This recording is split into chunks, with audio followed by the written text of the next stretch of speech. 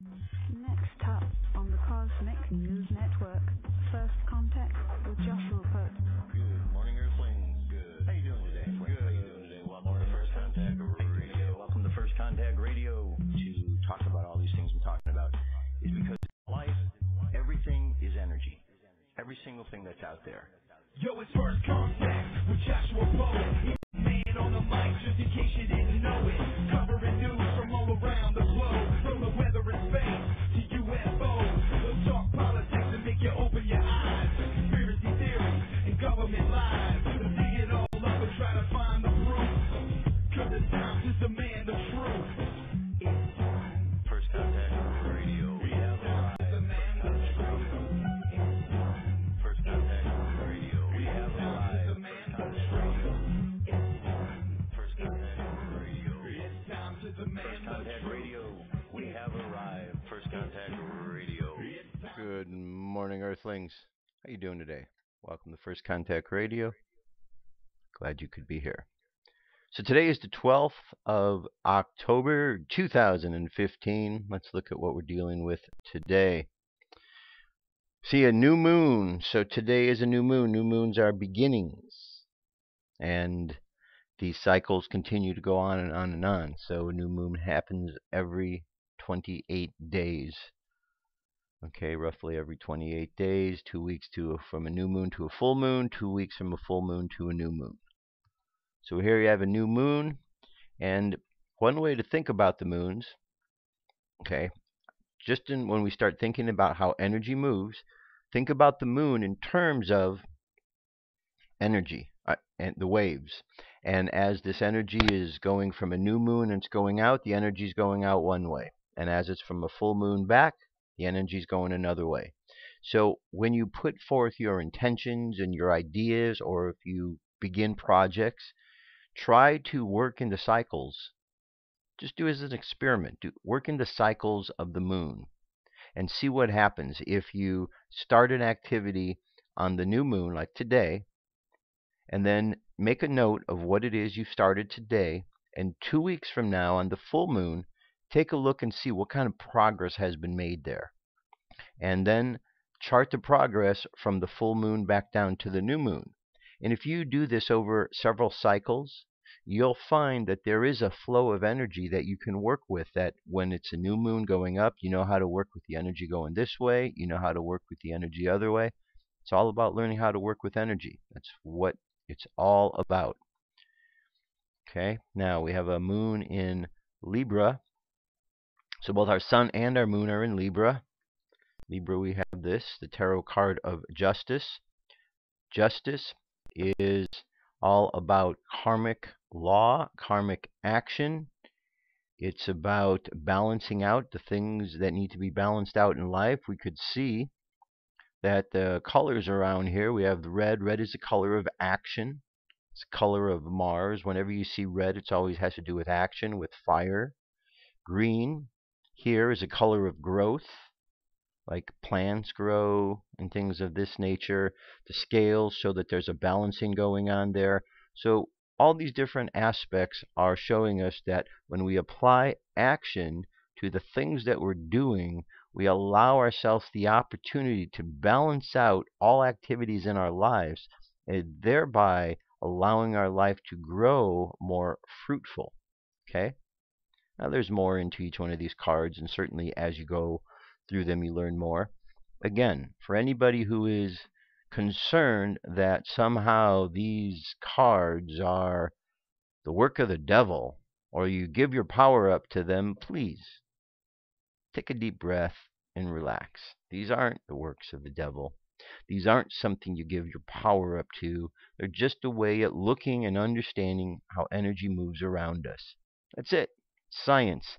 This is a cosmic science. A cosmic science. Part of Kabbalah.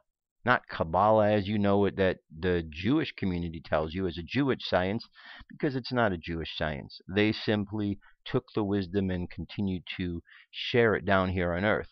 Kabbalah is a cosmic science. It's the science of the many universes. Okay? Science of the many universes. So by understanding how things operate, with the energies of the universe, applying to it the science of the many universes, we understand a little bit more how life operates. And as we understand, just to remind you, principle of mentalism, we live in a mental reality. Therefore, our minds can affect a great amount of things. We use our minds to balance out what is going on. You see the color above the head here? Yellow. Yellow is the color of mental energy. So the mental energies up by the head give us a clue that this is a mind practice, okay? The lower chakra, the lower areas are colored in red, the action, so the physical body is going to take some sort of action, but the mental body is the one that is shining bright on the head where the growth is, where the fruitfulness is. So we need to balance ourselves out. Look, we're responsible for everything we do. We can go through a day, we can go through life, and we can complain and moan about things not going our way, but it's all a choice. We all have a choice on how we're going to work with the energy. There's truly a thing called karma. Karma is simply a balancing out of energy.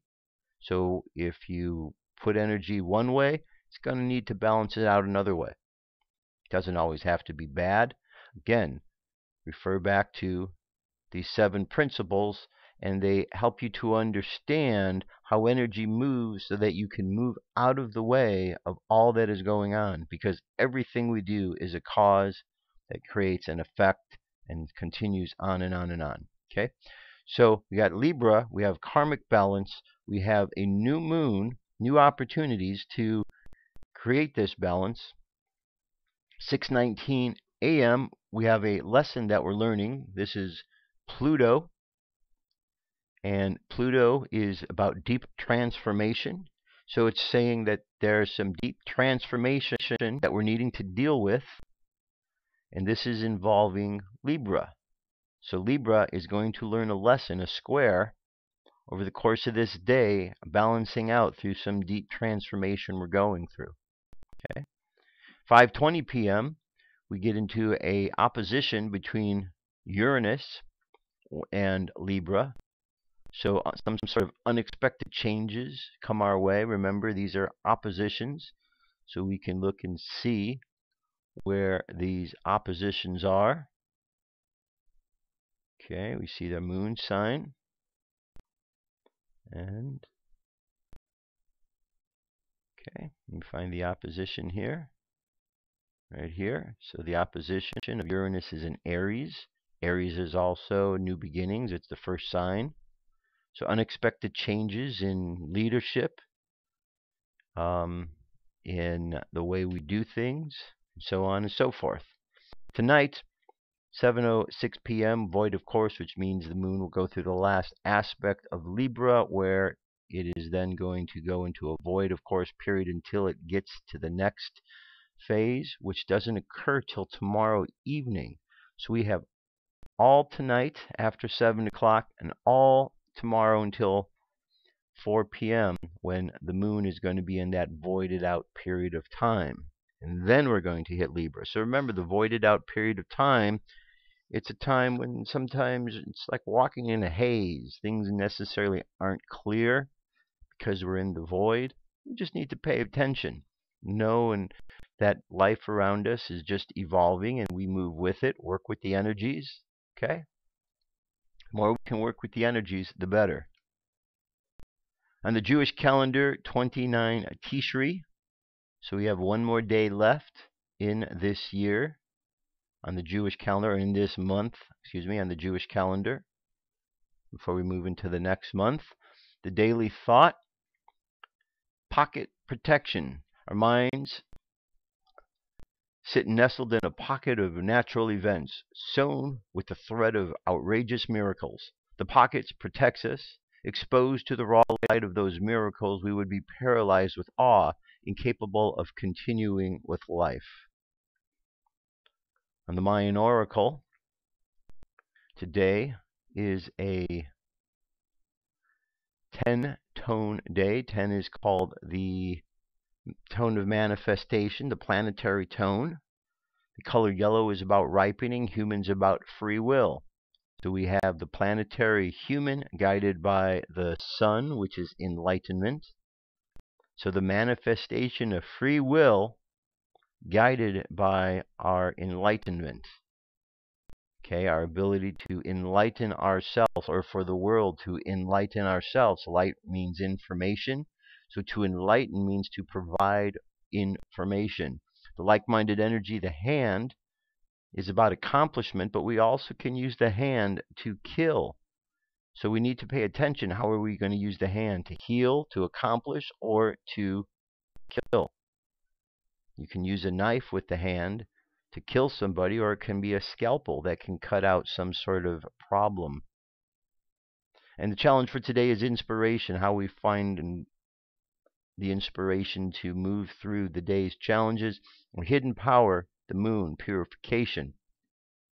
We see our position right here in this wave spell of the night, which is all about our dreams and abundance. So we are 10 positions along the way. Today is a galactic activation portal day, which means that the energies are a bit more intensified. We see the reflection over here. The fourth column in, the fourth column in here. Okay. And the phrase for today is I perfect in order to influence, producing wisdom. I seal the process of free will with the planetary tone of manifestation. I am guided by the power of universal fire. Current moon phase, as I said, was a new moon. 0% of the way there. So welcome to the new moon. Okay, up in the sky, we've got some things definitely going on. 487.8 kilometers per second is the planetary K index. Is the solar wind planetary K index. Right now we're in the middle of a storm. 5. This is a scale that goes up to 9, so we're already past the halfway point. Coronal holes, large one in the middle of the sun. Definitely going to be feeling effect from this. Indicated the 12th and the 13th. M-class flare possibility is jumping up from 1% to 5%. X-class stays at 1. Geomagnetic storm activity is dropping in the mid-latitudes from 40 down to 30. And in the upper latitudes from 60 down to 40. Now I want to bring you down here and let's take a look and see if they haven't removed that. But we could see here that we do have on the 13th at 0.3 lunar distances. Okay, a lunar distance is the distance from the Earth to the moon. That is one lunar distance. So 0.3 lunar distances, well, if we take a lunar distance and we divide it and we say that's one whole unit, one unit lunar distance, we divide that in half a lunar distance, which means half the distance, distance halfway between here and the moon would be 0.5. Okay, we still go down further yet. 0.3 is even closer than that. It's almost halfway between the halfway point and Earth. And the reason I'm pointing that out is because tomorrow we could see that there is an asteroid that is going to be skimming by the Earth at 0.3 lunar distances, a 5-meter size object. Now, is anything going to happen when this occurs? I don't know, because there's a lot of speculation. There's been a lot of talk about an asteroid hitting the Earth. There seems to be stories that are out there that have been scrubbed that have discussed such topics. The JPL website, the NASA website, they all seem to be playing games with their information because it'll be there and then they remove it. And so whether or not, someone's just playing games with the people who are out there, like myself and others who are looking at this just to try to throw us off, I don't know. All I know is that things appear and disappear and have very strange connotations connected with them, and we just need to keep watching to see what that is all about. All right, that is the Cosmic Weather. UFO News is up next. Here we go.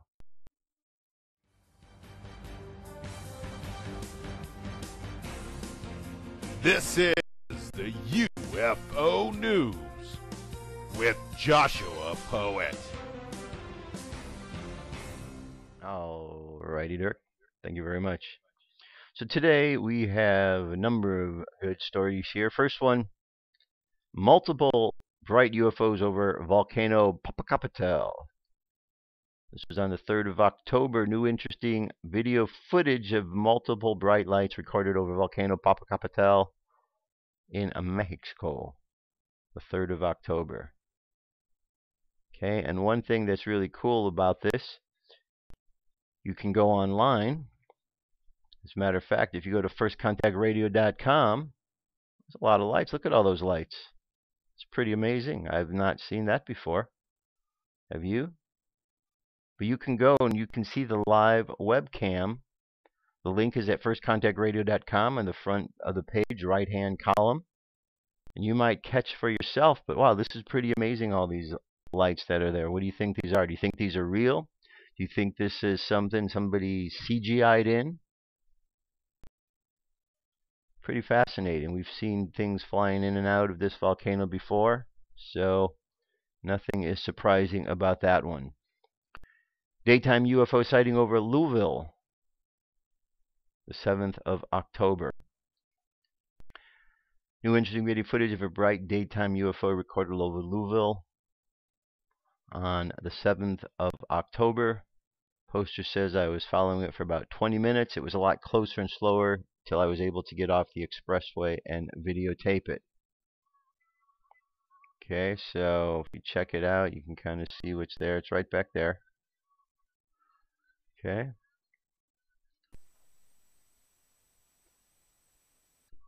Okay. So, we're going to move on. Next sighting. This is a huge potential mothership. And this is, I mean, pretty obvious to see something there. Now it's difficult from just photos to determine if this is real. However, my wife and I have seen such a white UFO about 7 years ago in Taiwan over the road. But with no cameras, it broke my heart. I didn't see puffs of smoke or white clouds anywhere, only a disk. The disc above has white spots that look like windows or designs on it. That's the only thing that makes me a bit suspicious about it. Tell me what you think. Okay. That's from Scott C. Waring of blog of UFO Sightings Daily. It says maybe aliens exist or maybe not, but UFO, unidentified flying object sightings from around the world, continue to stir up the debate on claims by conspiracy theorists on the existence of extraterrestrial life and in what could spur the interest of UFO enthusiasts around the world. A huge see-through cloud-like object was spotted in Manipur, India. Some boys from a student's hostel in Manipur, locality of Manipur's capital city, Imphal, saw a strange transparent circular object hovering over the neighborhood around 30 p.m. Wednesday the 7th, claimed Lincoln Liba. He added that pictures of the mysterious see-through object were sent to him a day later. Interestingly, the round see-through object is seen just above the residential buildings. One of the pictures even has a rainbow in the backdrop. It appears to be a genuine photo and not photoshopped, as a person is seen pointing at the object in one of the pictures. Okay, there you go. Person pointing up there. What they are seeing is what he's referring to. Okay, so one thing, just a point to bring out, all of these sites that I bring up are videos that people are sending in about what they saw, sightings. Okay, an unidentified object is something that is just unidentified to the viewer at that time. Once more people see that object, the unidentified aspect may or may not remain, because if others recognize what the object is and they can bring credible information to describe that object and confirm what it is, then it goes from being an unidentified object to an identified object. Okay? What I put up here is I want you to learn how to think for yourself in the same way that I've learned to think for myself. So I put these videos up and I want you to look at them with critical eye to see what you see. Sometimes you may see an image that may not be real. Someone may have photoshopped it. But we need to look at these and we need to find out what the differences are.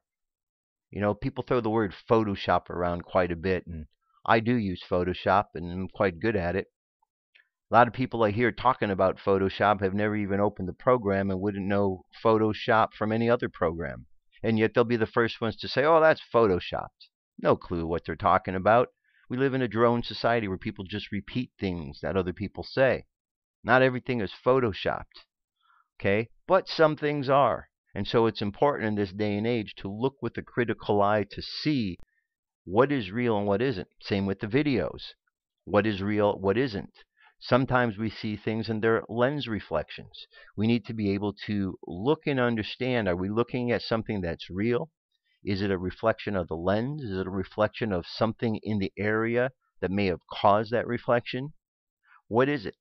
There's a lot of questions that we have to ask ourselves when looking at these various images, because it is easy in this day and age, 2015, with the technology, for someone to fake a situation like this. So we just want to use a critical eye, and we want to be able to look at things to see what they are and also what they aren't. So I present all of these videos for you, showing you what's out there so you can look and think for yourself. Okay, that's the most important part. Everyone needs to think for themselves. We can't allow others to think for us, because if we let that happen, we end up in the position we're in the world today. We have to stop and we have to think for ourselves. It's very important to use our critical thinking, because we all have the ability to know what it is that is going on if we just pay attention and use our common sense. When are we being fooled and when are we not? Now here's an object. This obviously is colored in here so you could see it better. This is the original. It says this guy found an image of a face inside of a circle in Nevada. The face is a cultural creation to honor their past and a sign that an alien base is near. The area on the map is close to Area 51 and close to Nellis Air Force Base, where they may have a tall whites underground in the base. Okay, so very interesting indeed. Here it is, a much further up version, but you see it. Very interesting looking object there. In some ways, it almost, with the way the nose is, it's almost reminiscent of some of the Mayan images that we have seen in the past. Some of their drawings, if we go back and look, there's a lot of things with noses that look like that. So, is that what it is? I don't know. I'm just showing you what's there, what others have seen and reported. Here's two black helicopters over Texas. UFO shoots past them. There's a UFO down here. Okay. Two black helicopters were over this guy's area and a UFO shoots past. This was an alien UFO, or was it a military drone following them? That's the big question. There are no wings. It is this shape for sure. Sorry I had to put the video sideways, but the guy filmed it long ways and didn't want to edit it, but wanted to keep it original. The eyewitness stated, I was recording with my iPhone some Black Hawk helicopters flying over my house at TPO, and was Gust reviewing the video. I realized it was in slow motion, and I saw an object move from the bottom right to the left a lot faster than the helicopters, even though they were in slow motion. Not sure if it could be a bird, but you guys are the experts. Let me know what you think. If I can't figure out how to attach this, I will email separately. I'm a retired New York City police officer living in West Texas. Okay. It's just a... Now there's our object there. Now the question, okay, that thing right there, was that a lens flare? Okay, or was that a real object?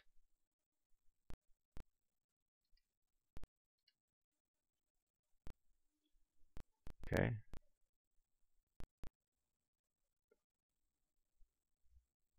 And so there's that object again. Not sure what that is. Could be a lens flare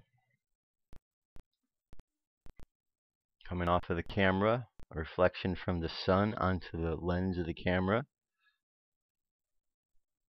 Alright, let's move on from there. Jet following a UFO in the California sky.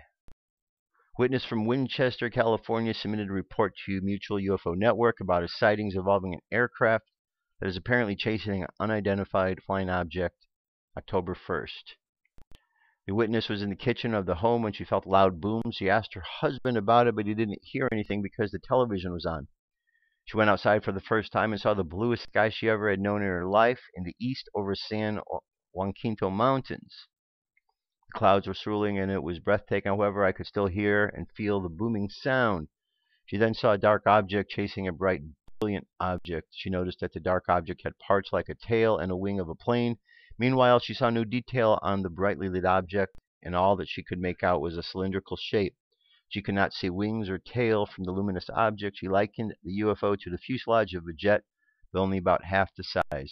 The witness ran back inside the house to get a pair of binoculars, and when she returned to the scene, she noticed the UFO was chasing the jet.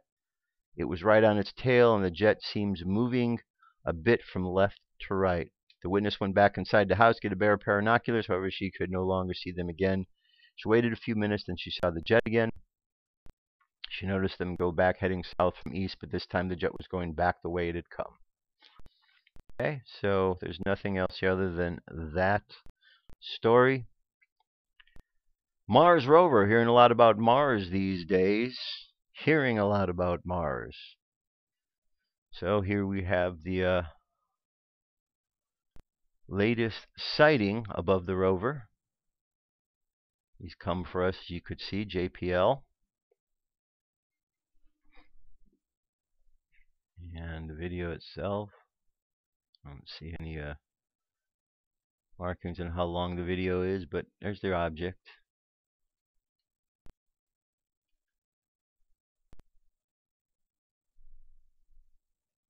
Okay, very interesting.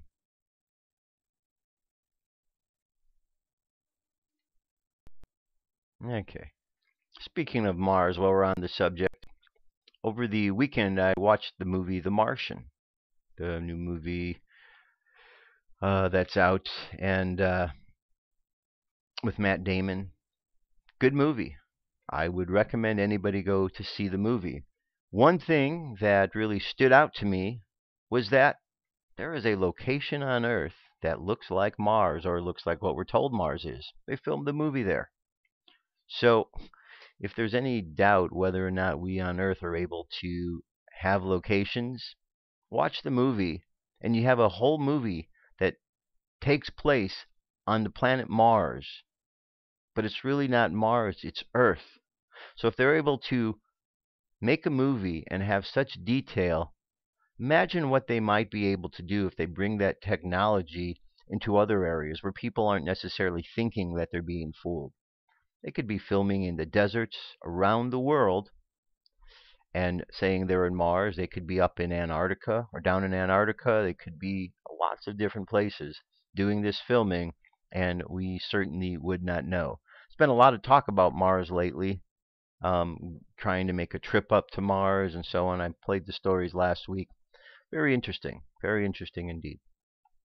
All right, here's a story. This is about Christopher Columbus. Since today is Columbus Day, we're going to talk about him a bit more in just a few moments. But here is a story of a UFO sighting he had in 1492. In 1492, Christopher Columbus and Pedro Gutierrez, while on the deck of the Santa Maria, observed a light glimmering at a great distance. It vanished and reappeared several times during the night, moving up and down in sudden and passing gleams. Christopher Columbus and Pedro Gutierrez said it had vanished and reappeared several times during the night, moving up and down. It was sighted 4 hours before land was sighted and taken by Columbus as a sign that they would soon come to land. Even Christopher Columbus appears saw a UFO. Okay, so we've got this link here, and I got one other one. This is from Wikipedia. It said the 1492 light sighting was sighting of unknown light during the first voyage of Christopher Columbus, October 11th, 1492, by some crew members of the Santa Maria, Pinta, and possibly the Nina, shortly before landing on Guhani. The land was reported in Columbus's journal, Ferdinand Columbus, Vita de el Amaraggio, or the life of the admiral, the proceedings of the Pleitos Columbius, the long lawsuit involving the heirs of Columbus, and some other sources. Columbus described the light as a small wax candle that rose and lifted up, which to few seemed as an indication of land. He received the royal reward for the sighting. His son Ferdinand also characterized it as a candle that went up and down. So there you go. The sighting of Christopher Columbus. What do you think he saw out there? He said it was a light. Was it a UFO? Maybe. He didn't know what it was, so it was unidentified to him. And back then, I'm not real certain. Well, actually, I am pretty certain. But I don't believe we had any flying technology back then. So, begs the question, what was that he saw flickering in the sky? Remember, there's lots of stories from ancients who have seen things in the sky as well. So there you have it. That is our UFO news for today. I'll be right back. What if our government was responsible for some of the greatest crimes against this nation? Would you really want to know? These are big questions, but these questions deserve answers. It's time to demand the truth. People shouldn't be afraid of their governments. Government should be afraid of 9/11 was an inside job. Kennedy was killed by the CIA. Jimmy Carter saw UFO. Answers to secrets you need to know. So wake up, wake up, wake up, wake up. Wake up, wake up, wake up. Wake up, wake up, wake up, wake up. Wake up, wake up, wake up. All right. Continuing on, you know the story. 9/11, inside job. If you don't know it at this point, you know what? You're not really paying attention. Okay? There are so many things in this world that are fake. I know I've referenced this article a number of times. I don't have it readily available. I will, and I will bring this up tomorrow. But the article about 33 times that conspiracy theorists have been proved right. 33. That means we have been fooled 33 times. I don't know what it takes for that to sink in to people, but that means 33 times we were wrong. 33 times somebody faked an event to get us into a war, and 33 times they succeeded. 33 times. That's nothing to be proud of. That's something we should absolutely be ashamed of, that we've been fooled 33 times. That is a dumb, dumb, dumb, dumb, dumb world. And since I'm talking about the events that happen in America, this is a dumb, dumb, dumbed down country that would be fooled 33 times. Not once, not twice, not 3 times, because isn't that fool me once, shame on you, fool me twice, shame on me, fool me twice, 3 times, then I'm an idiot? Well, what happens when we fool ourselves 33 times? Okay? We need to set aside all that we think we know and all of our arrogance and humble ourselves that we don't know diddly squat, because we've been fooled 33 times. And those people who are doing the fooling are laughing their heads off because how stupid Americans are and how easily they are to fool and control. I remember growing up, I've heard many people refer to what went on in Nazi Germany and say, and I know you've heard it too, that will never happen on my watch. No one will ever take over our country like that. Yet, we've been fooled 33 times, and there are people taking over this country and events taking place under the noses of the very people who said it would never happen.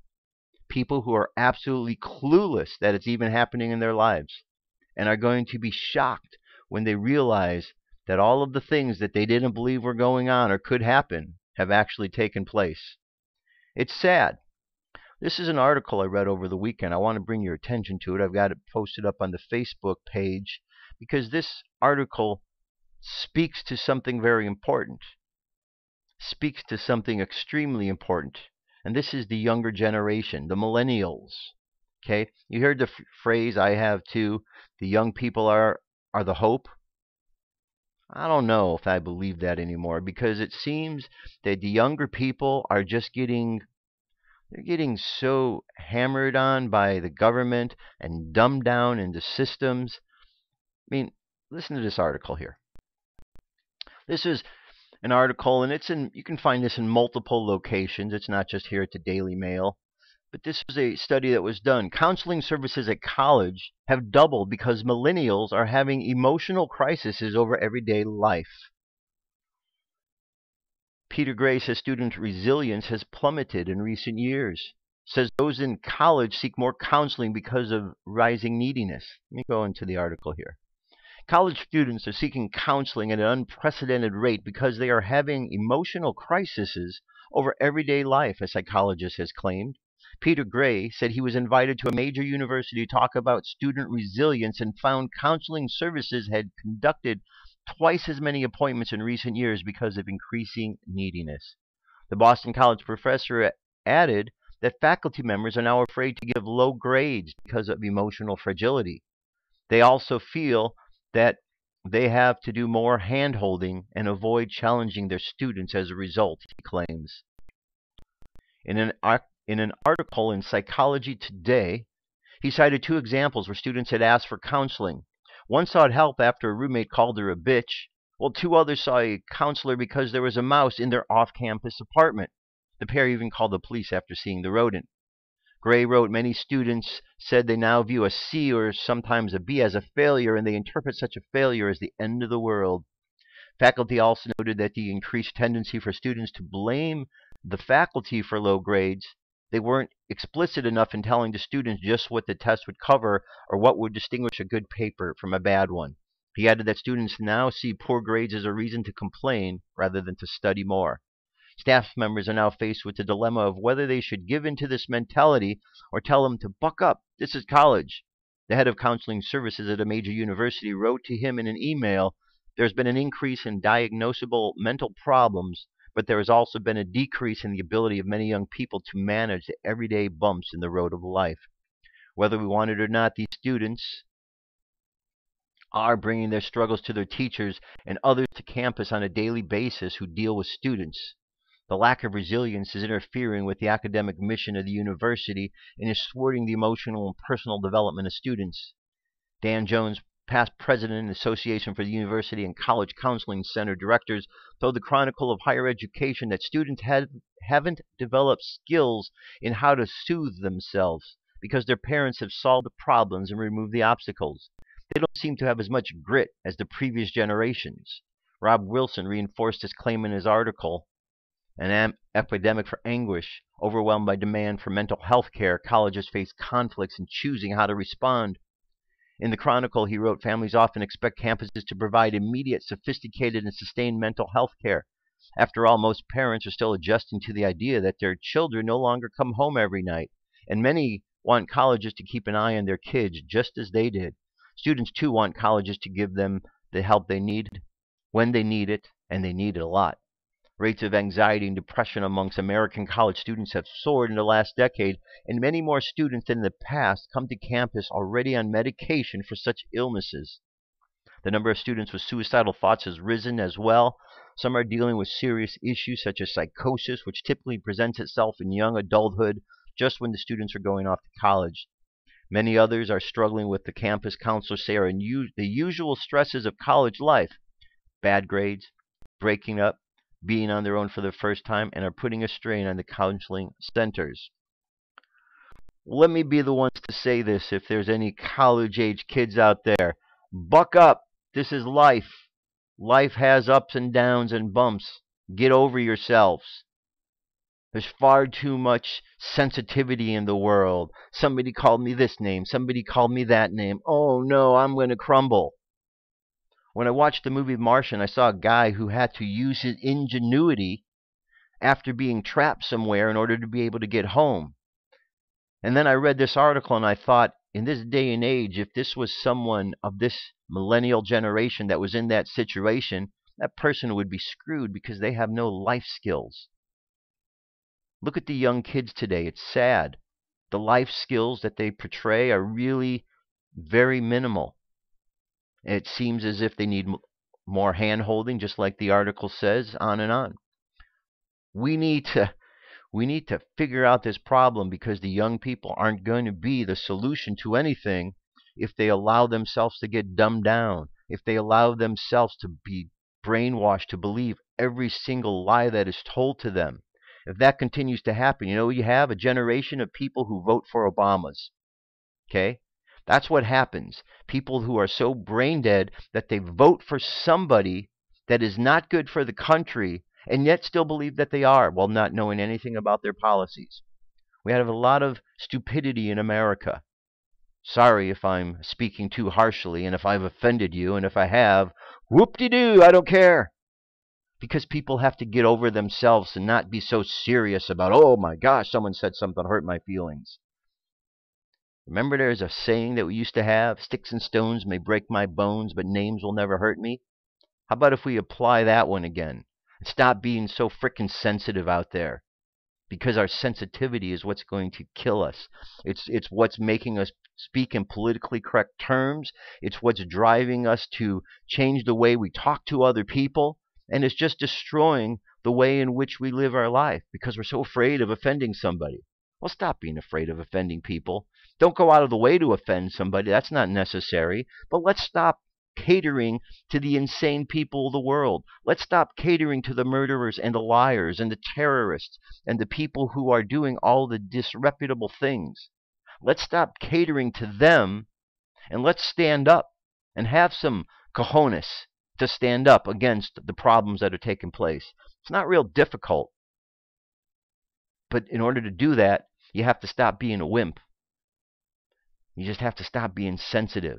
And you have to start paying attention a little bit more to what's going on in the world around you, rather than your own little world of, oh, their little thing. I mean, walking down the street, you see one after another, people on their things, not paying attention. Every day, the location where I go to do work in the afternoon, daytime, I watch people park in front of a fire hydrant every single day. You would think people would have the intelligence, but people aren't even smart enough to know that. And then when people get ticketed, every day as they do, these people are, how come I got a ticket? Well, you parked in front of a hydrant. Why can't I do that? There's just the basic common sense is lacking in people today. So, we need to fix this, and the only way we're going to fix it is if we stop being sensitive. Get with the program a little bit more, because our sensitivity is what's going to kill us. It's not benefiting us at all. Now, let's jump back over to Christopher Columbus. Got a couple articles about who he is.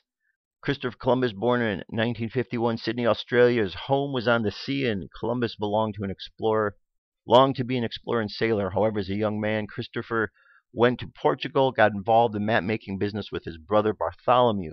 The business made Columbus a rich man. His books and maps are still found today in every library in the world. During this time, people were very interested in finding sailing routes around Africa to China, Japan, and India that believed they could find expensive jewels and riches. The experts believed that sailing east was the best route.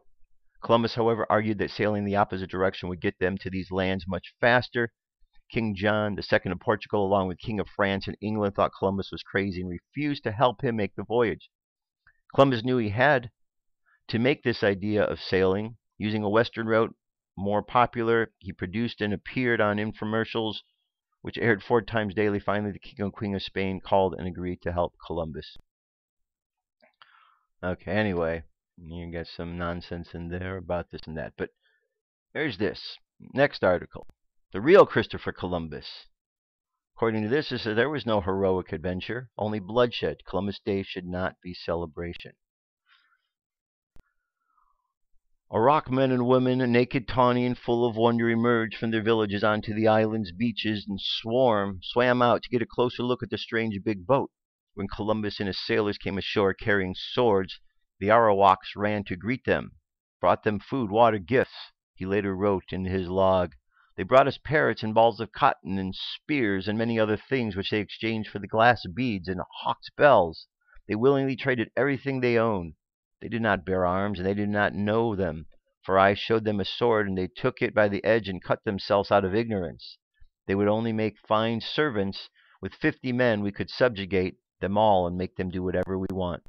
These Arawaks of the Bahama Islands were much like Indians on the mainland, who were remarkable for their hospitality, their belief in sharing.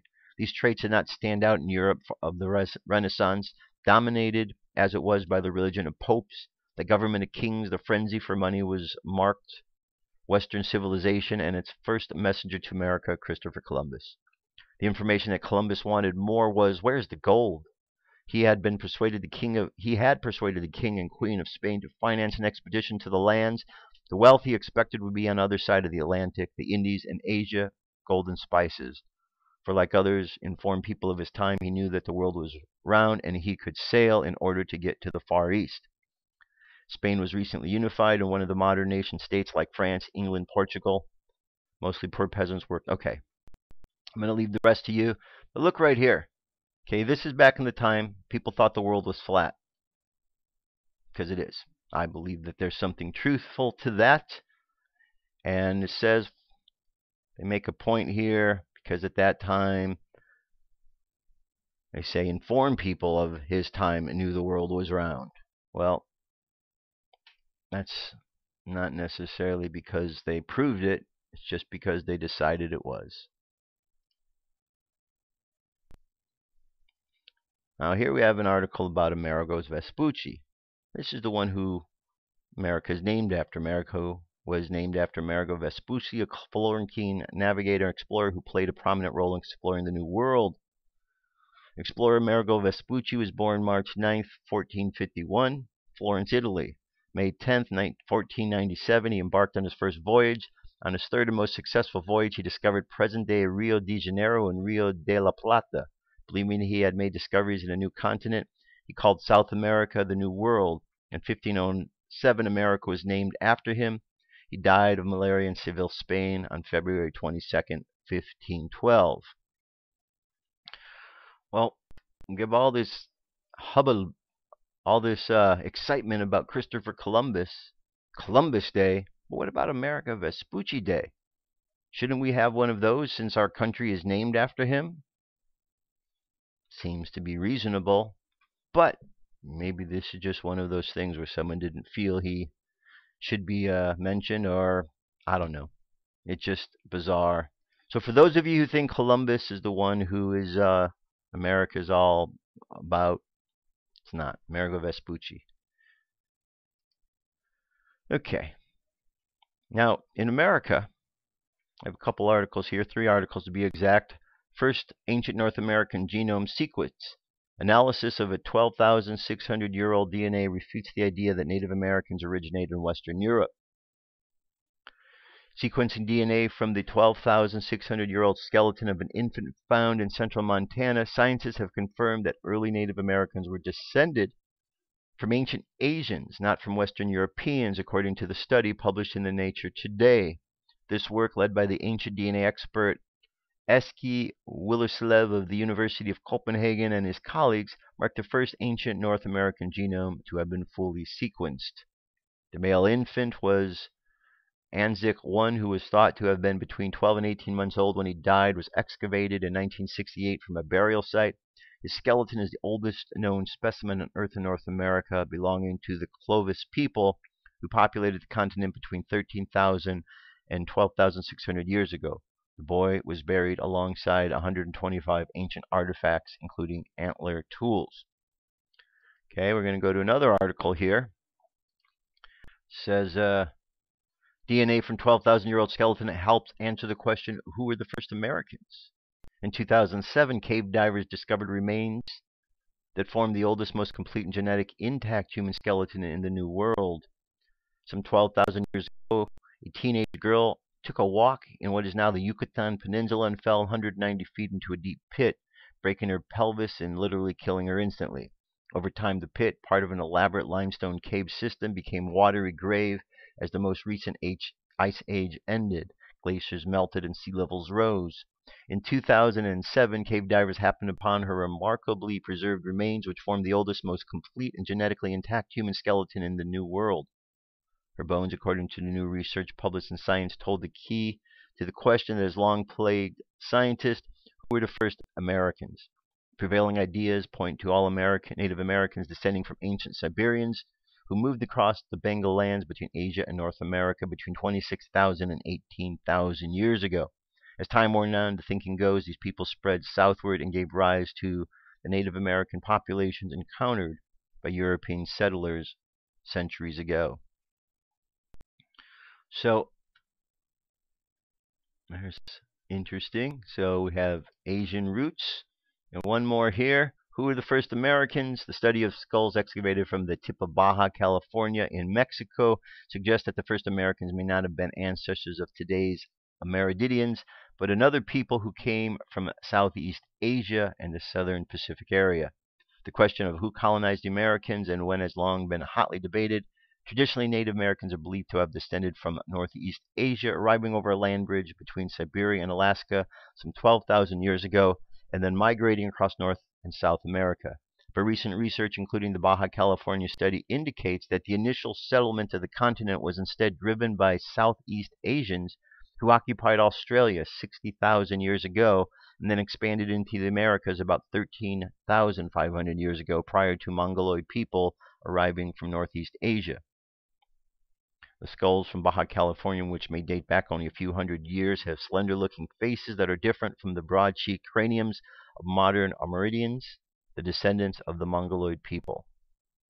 Okay, so just thought I'd bring that all up since today is a day that we're looking at, America and who discovered America, and who I thought I'd also include in there who America was named after, as well as some of the ideas and research about where and who the first Americans were. It wasn't Columbus by any means. Okay, he discovered, but he wasn't the first. A discovery is when you discover something. It's like if you walked out of your house and you saw the sky was blue. You can't say I discovered the sky is blue and put it in journals and it's a big discovery. Sky discovered to be blue. The sky's always been blue. Someone just became aware of it. Christopher Columbus didn't discover the land of America. He simply ran into it. The land was discovered long before by others. But history doesn't want us to know that. We want to be focused on Christopher Columbus because that's what our governments want us to believe for some reason. Okay, so let's change gears here now. Wind down. All of this information has a purpose to help keep us informed with what's going on in the world on a daily basis. Everything is energy. So we need to learn how to take all of this information we're giving, and we need to be able to find a way to process this information so that we can make it usable and continue to move forward in life. One of the ways in which we do that is through meditation and the practice of meditation. We do that at the end of every show because there's some power in just taking a few moments every day to close your eyes and tune into what's going on around you. Tune into yourself. It makes a tremendous amount of difference for those who do it versus those who don't. Now here's an article at In5D. It says 3 important steps in any meditation practice. Karen Downing. There's so many wonderful benefits to meditation, but we are often too busy to take time to meditate for a regular part of our lives. However, do not take time to quiet your mind. To not take time to quiet your mind is to not take time for you. There's nothing better for peace of mind, lowering your stress levels, and maintaining mental clarity than having a regular meditation practice. A meditation practice can be done in many different ways, and you need to find what method of meditation works best for you. There are more active meditations as well as meditation where you simply allow your spirit to go out to your body completely and everything in between. It's always a good idea to experiment with different types of meditation before you decide what method or mixture of methods will work for you. There's transcendental meditation, yoga, meditative walking, guided meditation, group meditation, and many other options.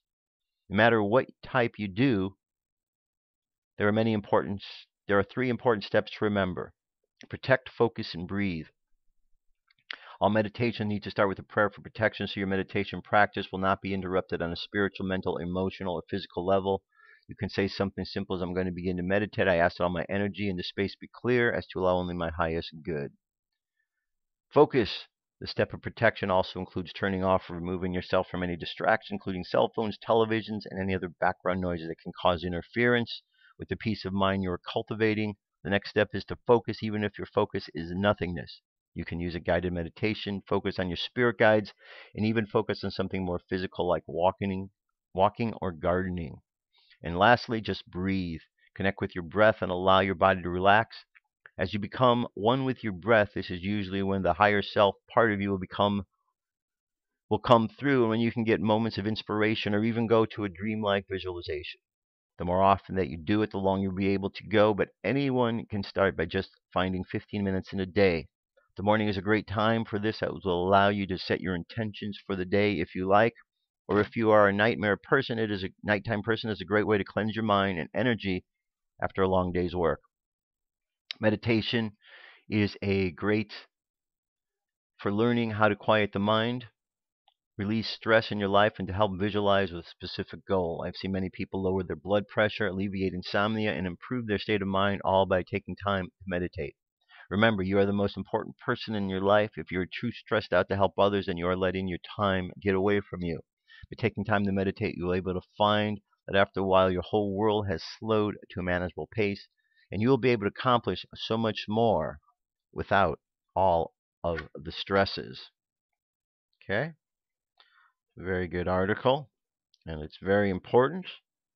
Absolutely, indeed. Okay, again, it all goes back to energy. Everything's energy. Energy around us can affect us. That's why when we do the meditations where we send out the protections around us, where we expand our auric fields into the space we're in, the room, the city, and so on, to expand that good energy out into the world. Think about movies that you've seen where there's darkness in the world. What does the darkness do? It goes around individuals and it absorbs into them. So if you have your protections on, you can protect yourself from that. Seems kind of strange to some people to think that we could just think this and make it happen, but that's how it's supposed to work. It's a mental game that we're in. It's a mental playing field. And so if we use our minds to do the things we need to do, we have tremendous amount of success, more than we could possibly imagine. Okay? So, let's jump over to our meditation for today. This is The Warrior of the Light. We are moving through the book. Today we're on page 122. The warrior knows an old saying, if regrets could kill. And he knows that regrets can kill. They slowly can eat away at the soul of someone who has done something wrong, and they lead eventually to self-destruction. The warrior does not want to die like that. When he acts perversely or maliciously, because he is a man of many faults, he is never too ashamed to ask forgiveness. If possible, he does his best to repair the wrong he has done. If the injured party is dead, then he does some good turn to a stranger and offers up the task to the soul that he wounded. A warrior of the light has no regrets, because regrets can kill. He humbles himself and undoes the wrong that he has done. Okay? That brings us time for our meditation. So go ahead and close your eyes, and we're going to, the meditation, very important. Okay? This show has a flow to it, as you know, if you've been watching for a while. We start off with what is the energy around us. We get into what are the UFOs and those type of activities, on into some sort of current events that are taking place. We want to be aware of what's taking place in the world around us, or what has taken place in history, and then we want to put it all together. So the meditation part is the time where we are able to, even for a matter of few moments, to process all of this information, to set ourselves in a space so that we're ready to go out into the world. So we're ready to go out and deal with all that we have to deal with on a daily basis, because there's a lot, a whole lot. So close your eyes, take a deep breath, and exhale. Take another deep breath, and exhale again. And another deep breath, and exhale. Now I want you to imagine all your chakras being activated from the bottom of the spine upward. Red at the bottom of the spine, drawing the energy from the earth. Above that at the belly button, orange. Next, just below the rib cage and the solar plexus area, yellow. And then the energy continues higher to the heart, where green is the color of the chakra.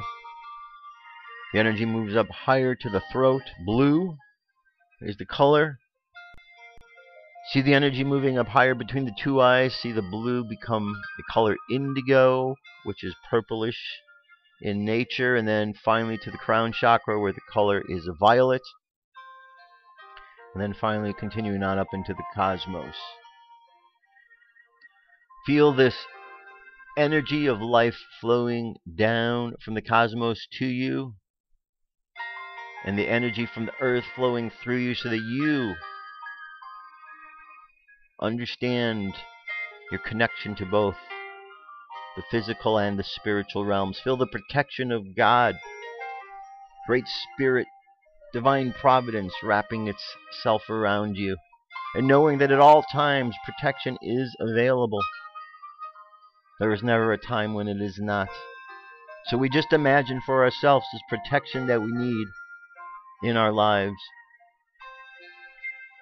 We send out into the world this light of protection to all of those that we know struggling with issues. For oftentimes issues are results of energy and patterns that need to be cleared away. Let's just imagine sending love to our body, love to our heart, love to all the chakra areas, love to every cell in our body. Let our body know that we love it and that we are grateful that it is with us on this journey. And just extend that feeling out towards the world,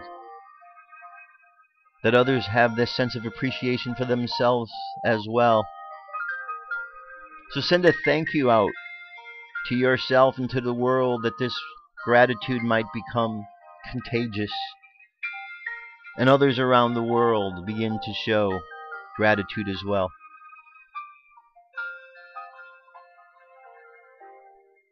Now let's just imagine ourselves walking the path, sending out love and positivity, gratitude, and let that be enough as we make this journey into life today.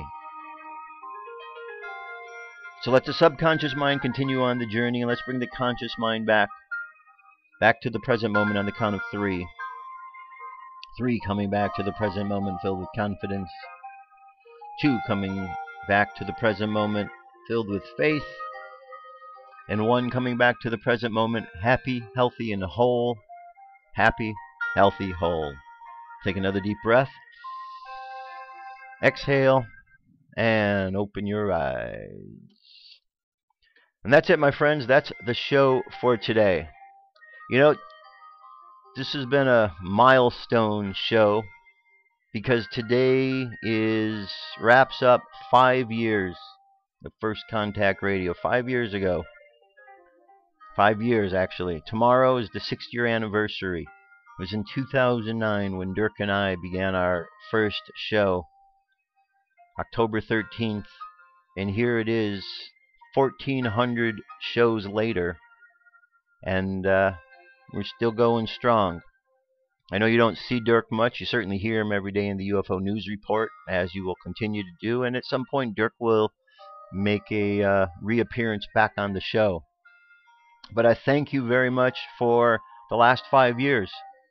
Thank you for participating. Thank you for listening, for your comments, for your friendship, for being here. It's really been awesome. 5 years is a long time, and I feel like I've been on a mission of sorts, and well, you've been part of that, so I thank you very much. Have an awesome day. I love you. Keep loving each other. I'll be back tomorrow as we begin the 6th year of First Contact Radio. Have an awesome day. Peace. I'm out of here.